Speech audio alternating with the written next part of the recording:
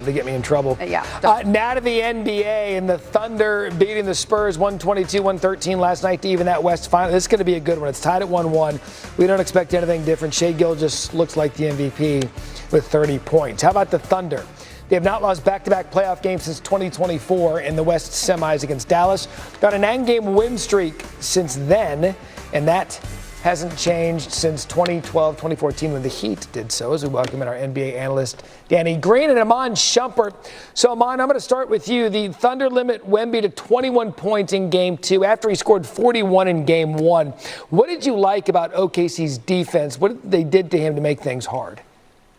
Well, they always are up to pressure. They're always making guys protect the catch when receiving the basketball.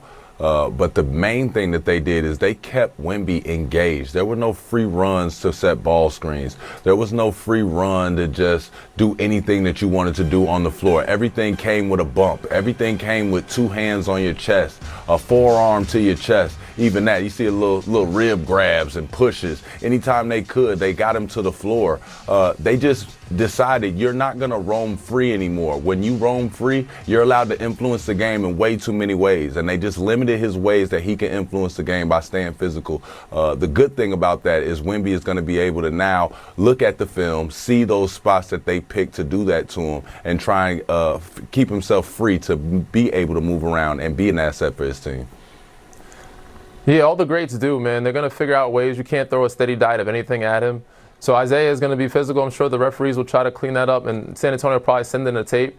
But if they're going to be this physical with him and allow him to bump them and grab and hold, I worry about his fatigue and the minutes that he's playing. Him having to play close to 50 minutes in Game 1 and this amount of minutes in Game 2, that energy that he has to get put back rebounds of his own shot, they're going to be very much a lot less in Games 4, 5, and 6 if he has to continue this up. So OKC's doing a great job of being physical with him. And the minutes that he has to play, especially with guys being down, it could be a fatigue factor for this group in Games 4, 5, and 6. And it was clear he was getting frustrated with the physicality, and that's going to be something to watch as we embark on what appears to be a 7-game series. Danny, injuries, they're going to be a big part of the story in Game 2. Jalen Williams left the game in the first quarter with a left hamstring injury, the same injury that caused him to miss 6 games in these playoffs already. So, Danny, if he has to miss any time, what is the impact on what the Thunder can do? This is going to be a huge drop for them. They're going to have to find ways to make it a lot easier on SGA. AJ Mitchell is going to have to emerge again and be that second ball handler, because J-Dub releases a lot of pressure for that group, offensively and defensively. He's another big guard that can guard Wemby, guard out on the floor, be effective, get in passing lanes, run the floor, get easy offense. And offensively, he can start the offense for you and make plays so SGA doesn't have to take the bulk of the load. But with him being out, it's going to be a lot easier for the San Antonio Spurs to trap him, hone in on him, lock in, and make it harder for him. So it's going to take a lot of other guys to step up and try to emerge and make the game easier on SGA. Yeah, on the other side, Iman, Dylan Harper left the game in the third quarter with a hamstring injury, and they haven't even had De'Aaron Fox for the first 2 games of this series. So if Harper misses time, how does that change the series? I think it changes tremendously. I think Dylan Harper is one of, just the key players in this series.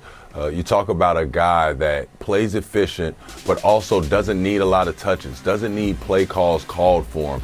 He kind of breaks defense downs and does things throughout a game that you can only see as positive because you're really reliant on other guys on your team to do certain things. And he relieves pressure. He finds ways to get steals. He's always there for an offensive rebound. He always can break down his defender and get to the rim to finish with either hand and get people in foul trouble. So he's one of those game-changing guys that if he's down and he is not available, the San Antonio Spurs will have to dig from somewhere else to replace him. And there is space in between games, so maybe that'll help them get healthy in a series that, again, we believe could go the distance. That's last night. I want to talk about tonight. Cavs next Game 2 right here, ESPN, 8 p.m. Eastern.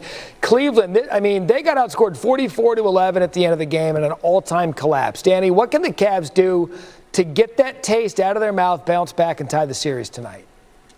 It's going to start with their leadership, their coaching staff, James Harden, and mainly for me, Donovan Mitchell, his approach and his mindset for this next game. Can they put this last game behind them and approach this game like Detroit in Game 7? Don's got to be a facilitator, like how he came out that aggressive in that Game 7. If he's in the paint attacking like he was then, he'll open up the floor for everybody. Jared Allen, Evan Mobley, everybody will eat, and himself, he'll score as well. But then you'll see Sam Merrill, Max Strus, like they'll get open looks. But it starts with Don and him being aggressive and attacking the paint If he does that, they can turn the series around. Yeah, just be who you were really for the entire game until the 40+11 run that got the Knicks back in it. And Amon, that run that I talked about was because the Knicks struggled for most of game one, albeit they got the win. So what do they have to do tonight to kind of get off to a better start so they don't need another historic comeback? I think just continuing on that momentum that they left off with in game one, they figured it out. The great thing about being in the playoffs and having those games that don't particularly look as good. You know, I saw fans kind of leaving the Garden early, trying to beat the traffic at the end there, and just kind of threw in the towel on the team. You see this happen all the time, but if you can figure it out and go into a game two knowing you have home court advantage and say, hey, we didn't even play our best basketball, we figured out how to win. You start to write your own story and start that feeling that no matter what, we are always in a game. No matter what, we can always come together and we can figure it out. Even if we don't have the prettiest version or the best version of ourselves come forward, we can still figure it out, because if we do get rolling, which I think they will get rolling, being game two is usually that adjustment game that you see the home court advantage really kick in. With this being game two, I'm just expecting New York to get rolling early and often. Listen, this could be prisoner of the moment, but I think both of these conference finals are going to be absolutely outstanding to watch the rest of the way. One more thing before we get you out of here. LeBron James, he's a free agent, and on his Mind the Game podcast today, he talked about when he could decide on his future. That sounds new on SportsCenter. Take a listen.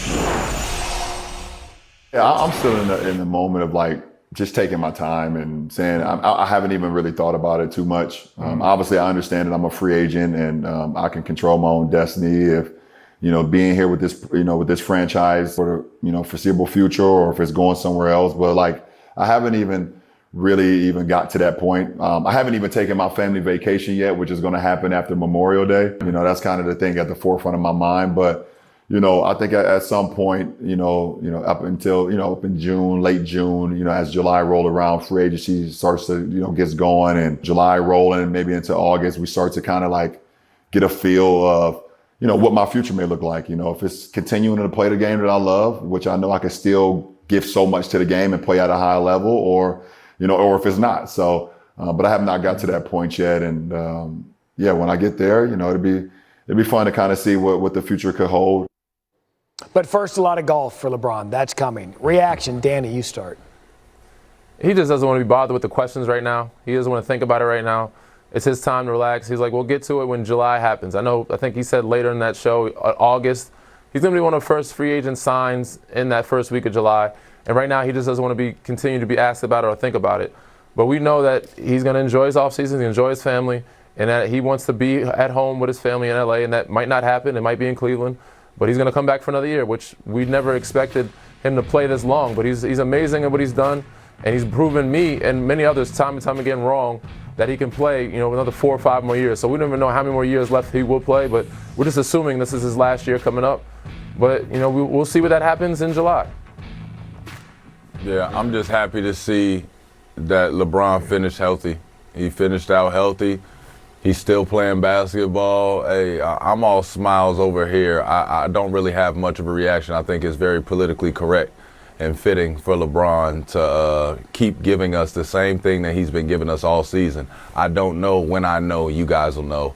I'll take his word for it. All right, we'll wait for a decision. It might come soon. It might not. Who knows? We have all summer. Gentlemen, great stuff. Thank you. To another